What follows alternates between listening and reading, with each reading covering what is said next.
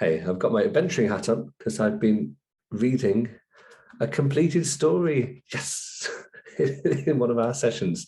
So me and this people have been working on this story for absolutely ages and ages and ages. But we finally completed it today and had a chance to read the story back. It's just absolutely fantastic. What it sort of made me think is how often children have stories in their heads which they don't actually get a chance to get out of their heads, because our time at school is so compacted in what we can do. It's so limited in what we actually can achieve with writing. Sometimes you might have a hugely long narrative that there's just not enough lesson time to do. But we're very lucky that we can do it in our sessions as well. So she's been working on this story with me in the background of doing other bits and pieces. And in fact, when you see this read back, you might see me stopping every so often because I've got to kind of flick through the pages that are in between that we've been doing when we haven't been doing the story. Occasionally I have to move my face around as well. So occasionally you'll see some pauses for that. But the rest of it, well, it is as it was in our session today. So this is a chance to hear her story, which is all about an egg, a mum, and a scary dragon. Let's see how it goes. Should we give it a try? Yeah? Yeah. Okay, let's go for it. The story is called The Great Climb of Doom. The river was glittering in the midday sunlight as Ash and Axie sat upon a stepping stone and read their favourite books. Axie was an axolotl and Ash was a dragon. They'd first met near the river a couple of years before whilst fishing and become unlikely friends. Ash was 10 times as large as Axie and had light blue scales with dark blue spots around her eyes. Her galaxy purple wings were folded on her back as she sat beside her friend. Axie was green and his greenness was special. His skin could glow in the dark. Now, before she'd gone fishing, Ash had left her purple and blue egg in its nest. She knew that she could leave it for half an hour before needing to come back, plenty of time to go fishing. However, unknown to Ash, she made a terrible mistake. The evil dragon, Darkscale, the great egg thief, had taken her egg to his lair in the mountains, right to the top, where the thunder roared, the lightning struck, and where wind and rain continually lashed the snowy rocks. Oh, I'd forgotten that we'd made Darkscale a boy there. We'll have to change that. When they returned to Ash's house, Axie asked, "Please may I see your egg?" But when they'd gone to look, they saw that it was gone. Ash was speechless. "Where did my egg go?" she sobbed through her tears. "Don't worry," said Axie. Oh no, I can't see my face.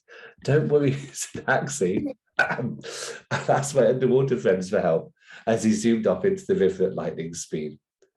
He could see bubbles rushing past him, seaweed whooshing over his head, and pebbles and stones coming closer towards him. The riverbed is where many of his friends lived. But he wanted to see one friend in particular, Ollie the wise otter. Ollie knew about everything from distraction techniques to otter tricks and dancing. He would definitely know what to do. So when Axie found Ollie on the riverbed practicing his dance moves, he asked him, "Can you help my friend Ash the dragon get an egg back, please? You can come with us and do your special dance moves, entertain us with your acrobatics, and it'll be an exciting adventure too."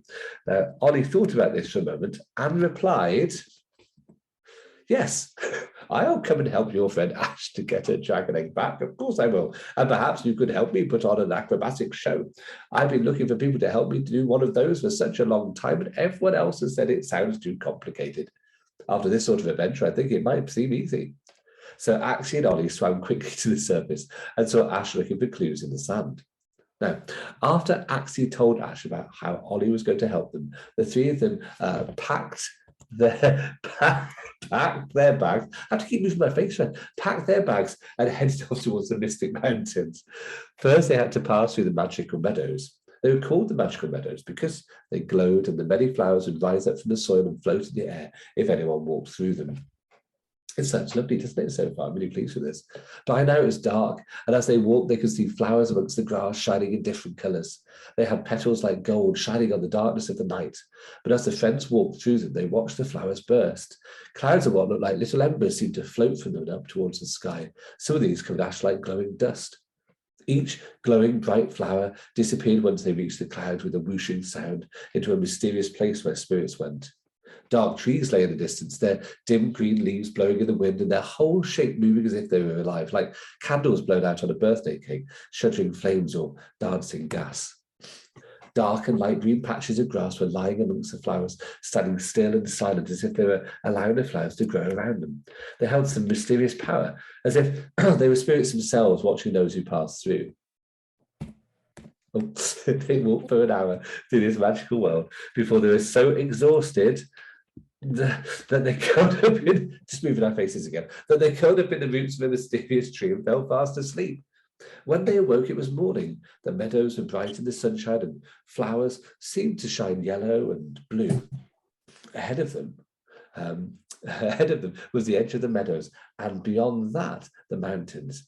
Before they could get there, though, they would have to cross the lake. Everyone looked worried. Everyone except for Axie. There was a lot of water to cross, too much even for Ollie, but not too much for Axie. I can cross that. I know I can, he said confidently before jumping headfirst into the water. It must have only been around 2 minutes before he was back, pulling a wooden rowing boat behind him. Wow, that's excellent. How did you find that? Shouted Ash excitedly, as she chased her tail round and round, knocking into rocks and bushes as she spun. It was over on the other side of the lake, just waiting for us, it seems, replied Axie, grinning. The friends couldn't believe their luck, and quick as a blink of an eye, they all boarded and set off the other side of the lake. Ash rowed whilst Ollie and Axie kept a lookout for danger. The lake was icy and blue. Its water almost didn't look like water at all. It was slippery and wet, but also lumpy like melted chocolate. Rowing through it would be hard. Above them, the cloudy sky was dark, except where the sun was setting on the horizon behind the trees and the mountain's snowy peaks. Lots of small puffy clouds seemed to be trapped in the last spaces of blue as the rocky, snowy shapes reached up towards them in the distance. The sides of the mountains were covered in lime green grass or widespread trees, a line of woodland with a mixture of tall trees with white trunks and bushy clumps of leaves, or large trees with leaves from top to bottom and sticking out branches. But the lake proved just too icy to cross. The oars kept sticking in the thick ice and rowing became impossible. It was at this moment when Ollie had an idea. I think we could skate across this last bit of the lake, he said bravely. Follow me. So the friends all stood up and waddled into the thick ice. Come on, everyone, shouted Axie suddenly. Let's turn this into a race. So the three of them raced across the ice like penguins in the fading sunlight. It wasn't long before they reached the other side and stood at the foot of the mountain. It's funny going through all of the pages. By now it was night and the mountains had turned black. Lightning was flashing above the peaks and crashing onto the rocks. It flashed white against the sky, sending the clouds into a pastel pink. The three of them held back their fear and began climbing, but it was so dark that before long it was hard to see. At that moment, Axie surprised them. His skin started to glow fluorescent green. Ollie and Ash jumped back in surprise. How did you do that? Asked Ollie, amazed. It's just something I've always been able to do, shrugged Axie. I was always a little shy about it before. And so, lit by Axie's light, they continued to climb the mountain, but then they came to a halt. They heard a dragon's roar and saw its dark silhouette in between the flashes of lightning. It was huge and black and coming towards them. Luckily, they were now so high above the ground that there was beginning to be snow all around them. Let's hide in the snow, cried Ash. So the friends began digging through the snow. Deeper and deeper they went, deeper towards the walls of the mountain. But no matter how far they went, they still didn't seem to hit rock. The sounds of the dragon's roars echoed around the tunnel. Perhaps we should dig in different directions, said Ash. They all agreed, and so 3 tunnels began boring their way through the thick snow, one to the left, one in the centre, and one to the right. Axie was busy digging his left-hand tunnel when he realised that he couldn't hear his friends. Was he lost? Then the same thought crossed Ash's mind at the same time, and Ollie, who was to the right, also felt it. But just at that moment, as he rested his paws on the snow in front of him and began to think about it, the snow gave way and he tumbled forward into what looks like a rocky room, a cave. Though luckily Ollie, who was always very good at gymnastics, did a roly-poly, was unhurt.